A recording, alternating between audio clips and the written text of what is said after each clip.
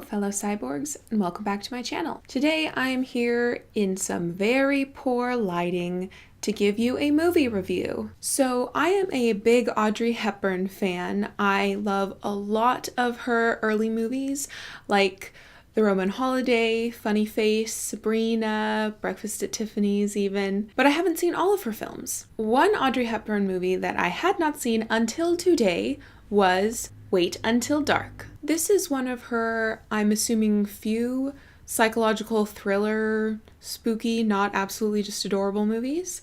This was originally made in, I believe, 1967. So the non-spoilery synopsis is as follows. Susie is a newly blind woman, and her husband, on a recent trip from Montreal, takes home a doll from another passenger on the plane.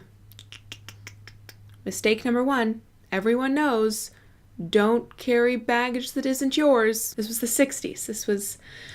We forgive them. And you've guessed it, there's something hinky with the doll. In the opening scenes of the movie, we see the doll being stuffed with heroin. So this is classic drug trafficking, nothing super fancy. Then one thing leads to another. The doll remains in Susie's household possession, and the criminals need to get it back. The plot was not what I thought it was going to be. For some odd reason, I thought it was going to be more like,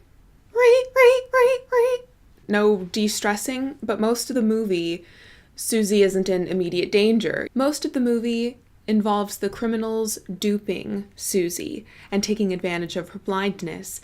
So one criminal plays two different characters and assumes that she can't tell the difference. As you can imagine, I was a huge fan of Audrey in this film. She's fantastic. I especially loved Susie's relationship with Gloria, the child who lives in the same apartment building as her. Susie's relationship with Gloria starts out really strained, but then as the movie progresses, it becomes one of the most enchanting things about the film.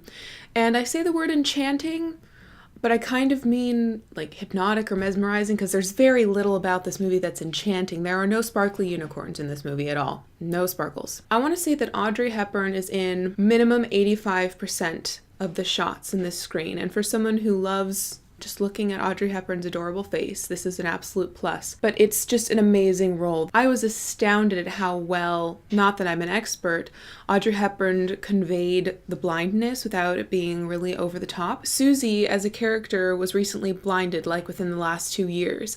So the amount of adjustment that she's made, it was just a really lovely perspective to see on a character with disabilities. In this movie is also a young Alan Arkin, who was recently in the movie Argo. He's been in a bunch of stuff, but I had never seen him, quote unquote, in his prime, and boy, did he know his stuff. Not that he doesn't anymore, but Alan Arkin,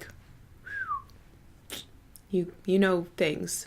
You've got a profession and you do it. A psychological thriller from the 1960s can still be so impactful on today's audience. There were a couple jump scenes which were so effective, I was scared out of my poop. It is originally based on a play. I don't know how true they were to the original source material, but if they were, man, this is an intelligent screenplay. The story is really intricate, really well thought out. I was very, very impressed with the writing. I really want to just watch it again. After I'm done filming this, I just might go watch it again. What more can you ask for than great writing, great acting, and then Audrey Hepburn's face? Maybe cake. So there you go. Wait Until Dark. Check it out from your local library or buy it because you will probably really want to, like me. Well, that is all I have for you today, my fellow cyborgs. Thank you very much for watching.